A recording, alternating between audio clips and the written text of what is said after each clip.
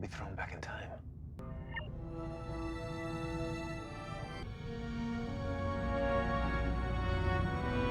You can't take your ship into the subspace corridor. If you do, it'll be thrown back in time 117 years. We're here to make certain that history doesn't repeat itself. Even if we could find a way out of the expanse, we can't go back to Earth. We'd be contaminating our own culture, our own history. Enterprise became a generational ship. You showed your children how to operate and maintain its systems, and they did the same for their children. Disable their engines.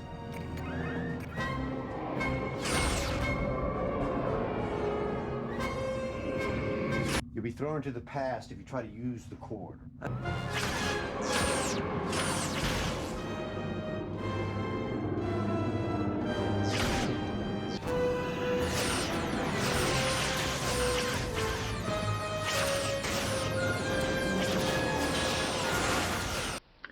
Hello everyone. So I built this a few years ago, and I wanted to show it off. This is the future/past NX-01 from the great Season 3 Enterprise episode E².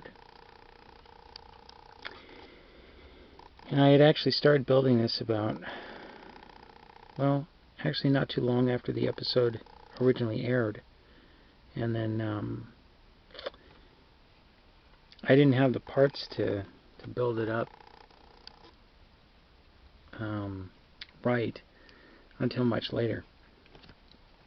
So this has been built up and torn down and rebuilt a couple of different times.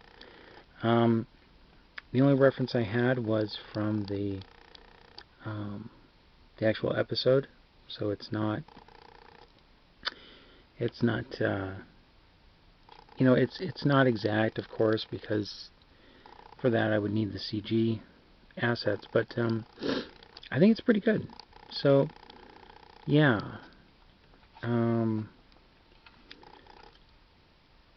the story very briefly on this is that the Enterprise got thrown back in time 100 and I don't know some odd years, and it became a generational ship, and that's when they were fighting the Xindi, trying to stop them from destroying Earth.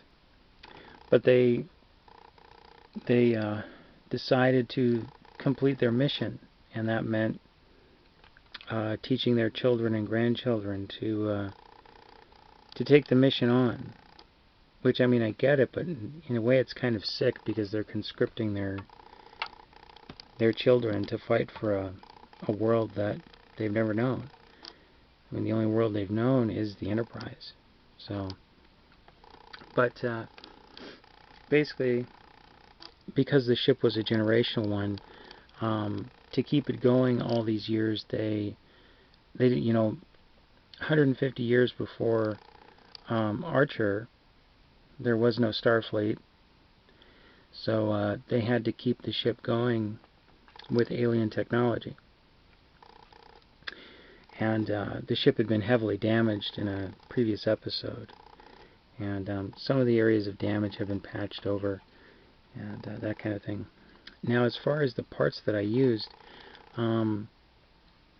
there's quite an assortment, but primarily I used the small Mecha Collection Space Battleship Yamato ships, and when you could buy them off of Hobbylink Japan for about $1, I bought, I think, 20 or 30 of them, and I went to town. That's where most of this stuff came from. Some of it's scratch built, like these parts back here. I didn't have anything that fit for these little tan parts, so I just scratch built them out of styrene. These are actually constructed these out of parts from several different kits.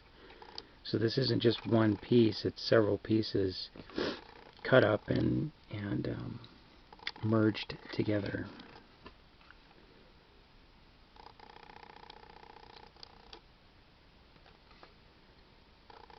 And that's what happened with a lot of these. Sometimes I would cut the actual, because the ships are so small, I would actually cut them into sections and then use those sections to construct things like this.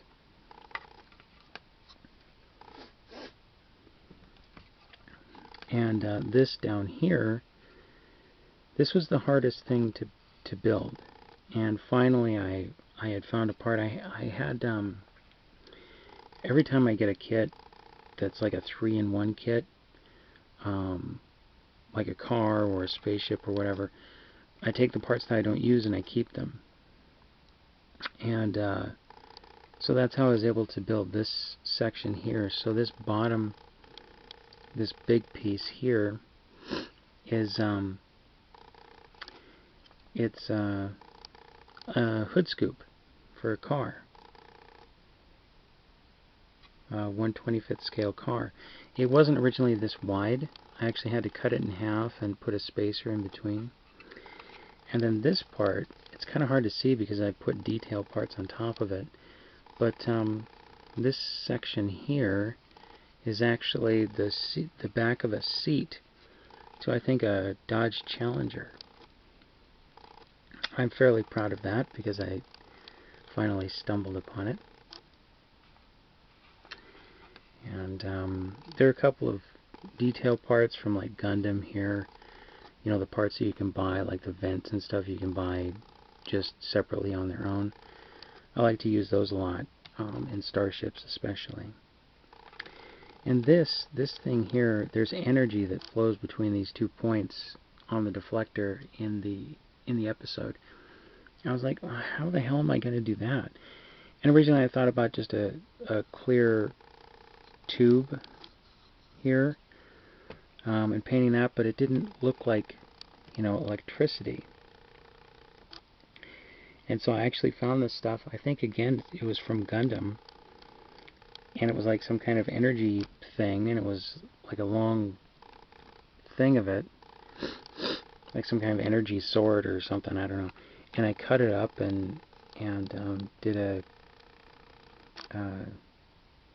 Tamiya clear blue over it, and so that gives you that kind of electricity going off there.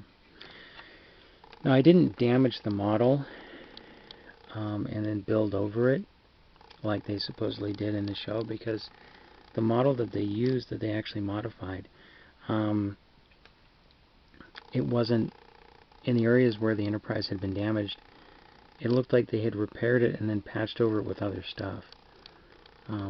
So I didn't bother to do that aspect of it.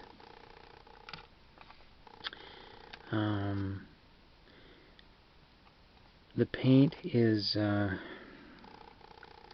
base color is Tamiya gloss aluminum or something like that. I can't really remember. It's been so many years now. But with heavy weathering over that. I'm really proud of the weathering. I don't often nail weathering, but I think I really did on this one. I'm pretty happy with it. Oh, and a lot of these parts here, we'll focus, a lot of these parts here on these sections came from a tank kit. Or I don't know if it was a tank, but it was a World War II military vehicle of some type. They don't look exactly like they do on the show, but again, you know, I couldn't do it exactly.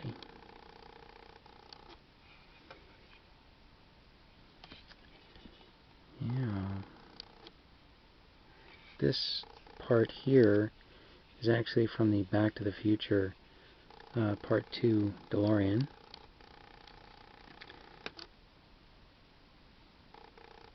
Yeah. So I'm pretty happy with this. I was right after I completed it, and I was proud of it, and I wanted to do a video about it. I've added the clips from the show as context. You know, I'm not trying to... It's for educational purposes, let's say. Not trying to infringe upon anybody's copyright. I just want to, you know, add context for the video. Yeah. Give you some kind of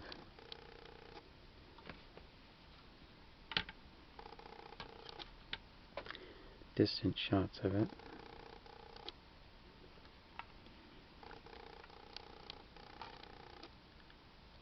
This does not have a clear coat over it because I didn't want to wreck the effect of the weathered metallic finish. So, yeah.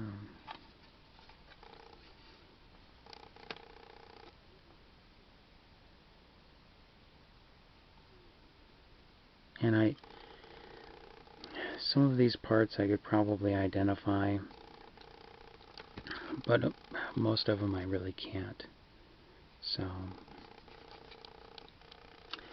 these two things here, I know they came from a larger space battleship Yamato ship. But everywhere that you see something on here is somewhere where there was something on the ship in the episode.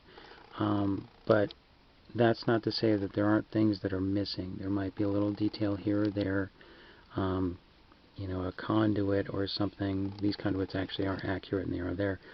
But there might be a conduit or something missing. And some of it honestly had to be interpreted because I'm looking at, you know, fuzzy screen grabs from something from a show that was made in 2003 or 4 or something. So yeah, no one had really done this before. I'd never seen anybody tackle this, and so I kind of wanted to show it off and say, hey, somebody did do it. And to kind of, you know, maybe give, if there's a modeler out there who wants to try it, give them some ideas as to, you know, possible parts they could use.